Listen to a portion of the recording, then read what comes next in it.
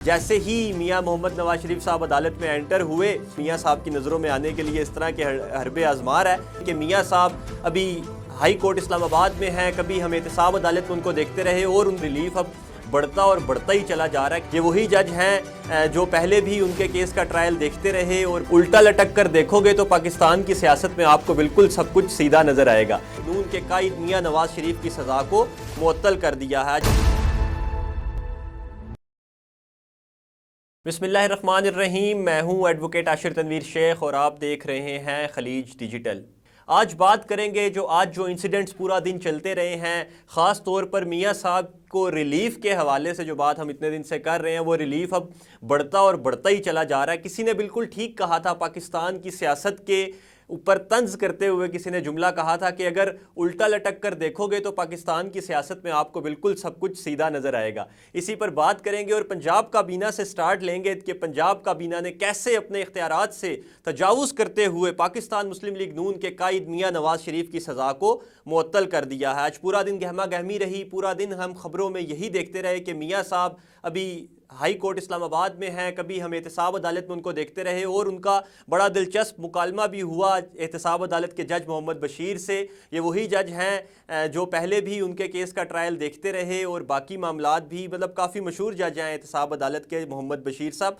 जैसे ही मियां मोहम्मद नवाज शरीफ साहब अदालत में एंटर हुए और उनके पीछे जम्मे गफ़ीर था। अब आपको पता है कि टिकटों के हुसूल के लिए हर कोई पार्टी लीडर, हर कोई लोकल लेवल का अवामी सतह का जो आदमी है वो मियां साहब की नज़रों में आने के लिए इस तरह के हरबे आजमार है। और इन्हीं हरबों को देखते हुए जब लोग बहुत ज़्यादा तादाद में अदालत में दाखिल हुए तो जज मोहम्मद बशीर ने मियां साहब को मुखातिब करते हुए कहा कि आपके साथ अब बहुत ज़्यादा लोग आ गए हैं और इंसान को बहुत अच्छा लगता है जब उसके साथ लोग खड़े हों। तो जिस पर नवाज शरीफ साहब ने ये जवाब दिया कि सर, लोगों को अगर कोई उम्मीद होती है तभी वो लोग आगे आते हैं और आपका साथ देते हैं। जिस पर जज मोहम्मद बशीर साहब जो थे वो मुस्कुरा दिए और उन्होंने कहा नहीं नहीं, अब आप सियासी बात कर रहे हैं, और पूरी अदालत में कह के लग गए। अब ये बात हुई और इससे देखें कि वो जज जो ट्रायल कर रहे थे उनकी तरफ से भी इतनी लीनियंट बॉडी लैंग्वेज अब होना शुरू हो गई है। और इसी के बरक्स अगर हम देखें तो चेयरमैन पीटीआई अभी तक अपनी वर्जिश की, एक्सरसाइज की जो साइकिल है उसी का बेचारे इंतज़ार करते हुए नज़र आते हैं और बड़ी मुश्किल से उनके बच्चों से उनकी बात करवाई जाती है।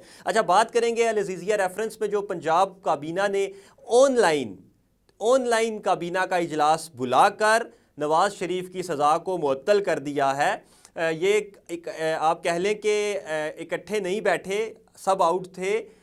इवन के जो नवाज शरीफ के वकील आज़म नज़ीर ताड़र साहब हैं उन्होंने भी ऑनलाइन दलाइल दिए, अमजद परवेज़ साहब ने भी ऑनलाइन दलाइल दिए और इन दलाइल में उन्होंने यही कहा कि सज़ा को मुअत्तल किया जाए, जिस पर उन्होंने मानते हुए बात को अमजद परवेज़ और जो आज़म नज़ीर ताड़र वफाकी वज़ीर कानून भी जो साबिक रह चुके हैं उनकी बात को मानते हुए उन्होंने ये बात को ओके कर दिया और आगे बात चल पड़ी। अच्छा, इस्लामाबाद हाई कोर्ट जो पेशी मियां साहब की हुई उसके बाहर जो कारकुनों की क्योंकि तादाद काफ़ी थी और अब हर कोई जिस तरह से आ रहा है तो मीडिया के किसी बंदे ने सुनने में ये आया कि इमरान खान के हक़ में कोई बात कर दी या इवन इमरान खान का नाम भी ले लिया तो उस बेचारे को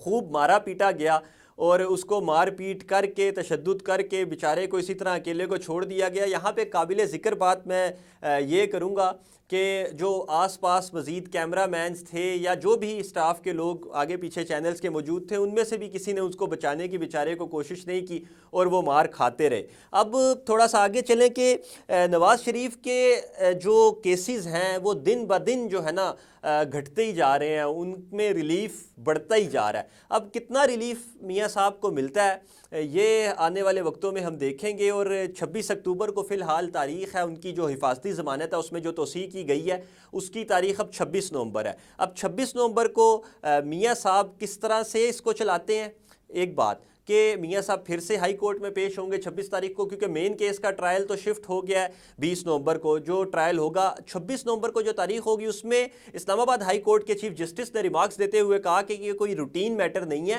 कि एक बंदा जो इतने अरसे से इश्तिहारी है और बाकी सारे मामलात हैं इस पर हम रूटीन मैटर इसको नहीं लेंगे, इस पर हम प्रॉपर आपकी दलाइल सुनेंगे और हम ये जानना चाहेंगे कि वो इतने अरसे से बाहर क्यों था, जिस पे नैब प्रोसिक्यूटर और नैब के पूरे इदारे को भी नोटिस जारी कर दिए गए हैं। अब देखना यह होगा कि नैब पहले की तरह कोई एतराज़ दाखिल नहीं करेगा या वो आकर कोई एतराज़ इस पर अपीलों के रिवाइवल पे दायर करता है। और आगे चलें तो जस्टिस जो आमिर फ़ारूक साहब हैं, chief justice Islamabad high court के, उन्होंने काफ़ी कह लें अटेंशन दी इस केस को, स्पेशल अटेंशन दी। और इस्लामाबाद बार हाई कोर्ट एसोसिएशन जो है उसके जो प्रेसिडेंट हैं, क्योंकि वही इस केस को देख रहे हैं और आज भी वो मियाँ साहब के साथ साथ हमें जाते हुए नज़र आए, तो दोनों तरफ से बड़ा बैलेंस्ड तरीके से इस मामले को चलाया जा रहा है। अब मियाँ साहब 26 तारीख को जब आएंगे तो हो सकता है उनकी ज़मानत मनसूख भी हो जाए। अगर नवाज़ शरीफ के वकील ऑनरेबल चीफ जस्टिस को मुतमईन नहीं कर पाते और इसको आगे नहीं चलाया जाता, तो हो सकता है उनकी अपीलें जो खारिज हो चुकी हैं या जो अभी दाखिल दफ्तर हैं वो रिवाइव ही ना हो सके और उनको दोबारा से मियाँ साहब को पकड़कर जेल में डाल दिया जाए। क्योंकि ख़बरें इस तरह की भी आ रही हैं, हमारे ज़राए इस तरह की बातें भी बता रहे हैं कि आखिरकार मियाँ साहब ने भी इमरान खान साहब का पड़ोसी कुछ टाइम के लिए बनना ही है, क्योंकि बाकी जो सियासी जमातें हैं वो बहुत ज़्यादा रिलीफ देख रही हैं। और मियाँ साहब को ख़ुद भी ये सोचना चाहिए कब तक वो इस तरह इस्टेब्लिशमेंट के हाथों आके, उनकी बातों में आके और अपने जो आप कह लें कि मकासद हैं उनको छोड़ते रहेंगे। और अपने मकासद को छोड़ने के बाद उनकी बात मानकर, इस्टेब्लिशमेंट और गैर सियासी कुव्वतों की बात मानकर अपनी हुकूमतों को बनाते रहेंगे। फिर यही होगा, अगर उनको हुकूमत मिल भी जाएगी फिर उनको इसी तरह से उतार दिया जाएगा। तो पक्के पाँव पे खड़े होने की कोशिश क्यों नहीं करते? आगे चल के मज़ीद इस पे बात होगी, तो देखते रहिए। अल्लाह हाफिज़।